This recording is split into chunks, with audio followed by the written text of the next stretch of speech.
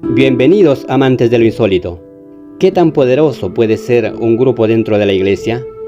¿Es el Opus Dei un camino de santidad o una organización envuelta en secretos y controversias? A lo largo de los años, esta prelatura ha despertado tanto devoción como sospecha. Sus prácticas, su estructura y su influencia han sido objeto de debate. Algunos lo ven como un refugio espiritual, otros como una entidad con más poder del que aparenta. Hoy exploraremos los misterios que rodean al Opus Dei y desentrañaremos los aspectos más inquietantes de su historia. Fundado en 1928 en Madrid, España, por José María Escrivá de Balaguer, el Opus Dei, cuyo nombre en latín significa obra de Dios, es una prelatura personal de la Iglesia Católica. Oficialmente, su propósito es promover la santidad en la vida cotidiana. Sin embargo, detrás de esta misión se ocultan historias de secretismo y poder que han despertado la curiosidad y la controversia. La organización surgió en un contexto de grandes cambios sociales y políticos en España.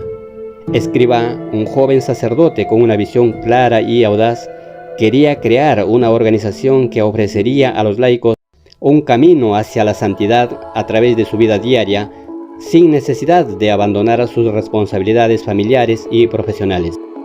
Desde sus comienzos, el Opus Dei se centró en la idea de que el trabajo y las actividades cotidianas podían ser medios de santificación, por lo que se enseñaba a que cualquier trabajo, si se realizaba con amor a Dios, podía ser una obra santa. Esta idea atrajo a muchos seguidores, especialmente a aquellos que buscaban una manera de integrar su fe con su vida laboral y familiar. El crecimiento del Opus Dei fue rápido. Durante los primeros años, Escrivá se enfrentó a numerosos desafíos, incluyendo la Guerra Civil Española, que puso a prueba la resistencia y la determinación de la organización. A pesar de estos obstáculos, el Opus Dei continuó expandiéndose y ganando seguidores, y ya en las décadas de 1940 y 1950, la organización comenzó a establecerse en otros países europeos y América Latina. A medida que el Opus Dei crecía, también lo hacía su influencia dentro de la Iglesia Católica y en la sociedad en general. Esta expansión global fue facilitada por el enfoque práctico y adaptable de la organización, que permitía a las personas vivir su fe en cualquier contexto cultural y profesional. Con el tiempo, el Opus Dei se convirtió en una de las instituciones más influyentes y controvertidas de la Iglesia Católica, atrayendo tanto admiración como críticas. El Opus Dei está compuesto por varias categorías de miembros, cada uno con roles y compromisos específicos. Los numerarios son miembros celibatos que viven en centros del Opus Dei y se dedican a la organización en tiempo completo. Realizan un compromiso de vida plena y completa con el Opus Dei, incluyendo la renuncia al matrimonio y una vida de dedicación completa a las actividades de la prelatura. Los supernumerarios son miembros laicos que, a diferencia de los numerarios, pueden casarse y tienen sus propias familias.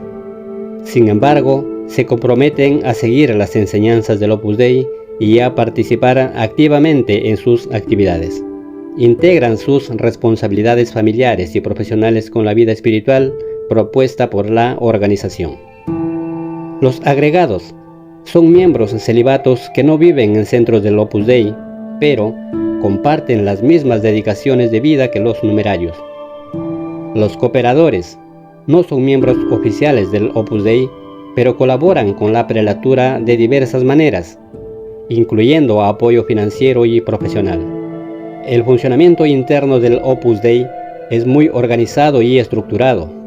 Cada miembro se compromete a seguir una serie de prácticas y reglas que guían su vida diaria. Algunas de estas prácticas son particularmente destacables. La mortificación de la carne incluye prácticas como el uso de silicio, una cadena de metal con puntas que se lleva alrededor del muslo para recordar la mortificación del cuerpo. Un ejemplo notable es el caso de Rafael López Aliaga, actual alcalde de Lima, la capital de Perú. En una entrevista con el programa de noticias Cuarto Poder, López Aliaga, quien pertenece al Opus Dei desde los 19 años, confesó que utiliza el silicio para unirse a la pasión de Cristo. Esta práctica, que ha realizado durante 40 años, consiste en llevar una cadena de metal con puntas alrededor del muslo, causando incomodidad y callos. López Aliaga ha declarado que esta mortificación es una pequeña ofrenda a Dios y a los hombres. Rafael López Aliaga es una figura política prominente en Perú, conocido por su liderazgo en la capital del país. Su testimonio proporciona una visión real y actual de las prácticas de mortificación dentro del Opus Dei, destacando la dedicación y compromiso que algunos de sus miembros tienen con sus creencias religiosas. También incluye la disciplina, que consiste en usar un pequeño látigo de cuerda para flagelarse. Esta práctica es realizada en privado y tiene como objetivo unirse simbólicamente a la pasión de Cristo. Los miembros que practican la disciplina lo hacen con un sentido de devoción profunda, considerando que estas mortificaciones ayudan a fortalecer su compromiso espiritual. Aunque controversial, la disciplina es defendida por sus practicantes como un acto de amor y sacrificio, y es comúnmente utilizada por numerarios y agregados del Opus Dei. En la confesión frecuente, los miembros son animados a confesarse semanalmente y a mantener una relación estrecha con su director espiritual. La oración diaria incluye recitación de las horas de liturgia, el rosario y otras oraciones personales. Los miembros del Opus Dei integran estas prácticas en su vida cotidiana de manera que puedan encontrar a Dios en cada aspecto de su día a día, en el lugar de trabajo, en casa o en sus actividades sociales. Buscan vivir una vida de devoción constante. Esta fusión de la vida espiritual con la vida diaria es uno de los aspectos más singulares y atractivos para sus seguidores, aunque también ha generado críticas y controversias debido a la intensidad y disciplina requeridas. El Opus Dei ha sido objeto de numerosas controversias y críticas a lo largo de su historia. Estas controversias han contribuido a la percepción de la organización como una entidad poderosa y secreta dentro de la Iglesia Católica. Una de las críticas más comunes del Opus Dei es su supuesto secretismo y el poder que se dice que ejerce dentro de la Iglesia Católica. Se ha acusado a la organización de operar de manera clandestina, con una estructura interna opaca, difícil de entender para los no miembros. Además, se ha señalado que el Opus Dei tiene una influencia desproporcionada en la toma de decisiones dentro de la Iglesia, lo que ha generado desconfianza y sospechas. El Opus Dei también ha sido criticado por sus métodos de reclutamiento, especialmente entre adolescentes y jóvenes adultos. Se ha acusado a la organización de utilizar tácticas de presión y manipulación para atraer nuevos miembros, a menudo sin el conocimiento o consentimiento de sus familias. Estas prácticas han sido objeto de escrutinio y han llevado a denuncias de coerción y control psicológico. A lo largo de los años, han surgido numerosos casos de mala conducta y encubrimiento dentro del Opus Dei. Estos casos han sido reportados en varios países, incluyen España, México, Uruguay, Chile y Estados Unidos. Las víctimas han denunciado que la organización no solo tomó medidas adecuadas para protegerlas, sino que también intentó encubrir los incidentes y proteger a los responsables. Estos escándalos han dañado gravemente la reputación del Opus Dei y han llevado a una mayor exigencia en la transparencia y rendición de cuentas. Otra crítica frecuente al Opus Dei es su supuesto elitismo y misoginia. Se ha acusado a la organización de promover una cultura de exclusividad y superioridad, donde solo ciertos individuos son considerados dignos de pertenecer. Además, se ha señalado que el Opus Dei mantiene una estructura patriarcal y discriminatoria, donde las mujeres tienen roles secundarios y limitados en comparación con los hombres. Estas acusaciones han generado un debate sobre la igualdad de género y la inclusión dentro de la organización. Finalmente, el Opus Dei ha sido criticado por su apoyo a regímenes autoritarios, como el régimen de Franco en España. Durante la dictadura franquista, varios miembros del Opus Dei ocuparon puestos de poder en el gobierno, lo que llevó a acusaciones de complicidad y colaboración con el régimen. Este apoyo ha sido visto como una traición a los principios democráticos y ha generado controversia sobre la relación entre la organización y el poder político. Muchos exmiembros del Opus Dei han compartido sus experiencias, revelando detalles impactantes sobre la organización. Estos testimonios han arrojado luz sobre prácticas y comportamientos que a menudo permanecen ocultos. El Opus Dei ha sido objeto de numerosas controversias y críticas a lo largo de su historia. Un caso notable es el de Juan Luis Cipriani, quien fue arzobispo de Lima durante 20 años y es miembro del Opus Dei. Según un artículo publicado por el diario La República del Perú, Cipriani ha sido acusado de conducta inapropiada y su caso está actualmente en estudio.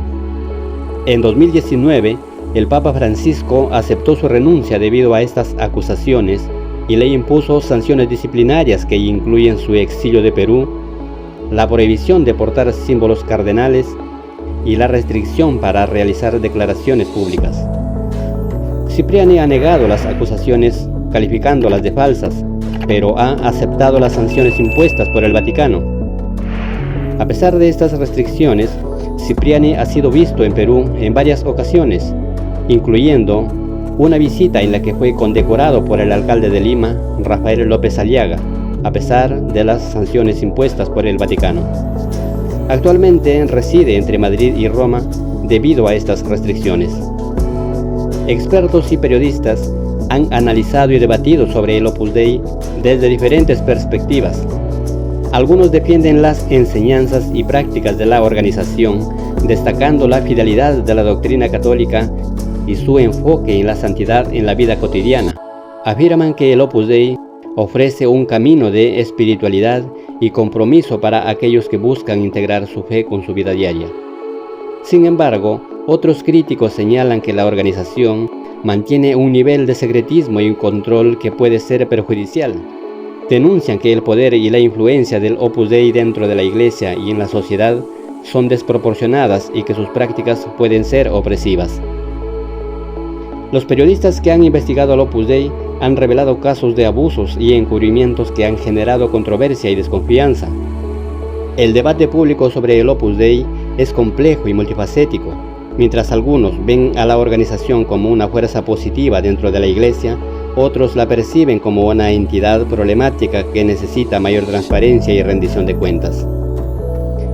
Hemos explorado los aspectos más intrigantes y controversiales del Opus Dei, desde su fundación, crecimiento, hasta su estructura y prácticas internas, pasando por las numerosas controversias y testimonios personales que han marcado su historia.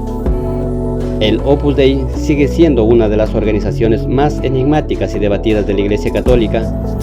Su influencia y poder, junto con las críticas y acusaciones que enfrenta, continúan generando preguntas y reflexiones sobre su verdadero impacto en la sociedad y en la vida de sus miembros. El futuro del Opus Dei es incierto, pero lo que está claro es que su presencia y legado seguirán siendo objeto de estudio y discusión en los años venideros. Nos queda por ver cómo la organización responderá a las críticas y cómo seguirá evolucionando en un mundo que cambia rápidamente.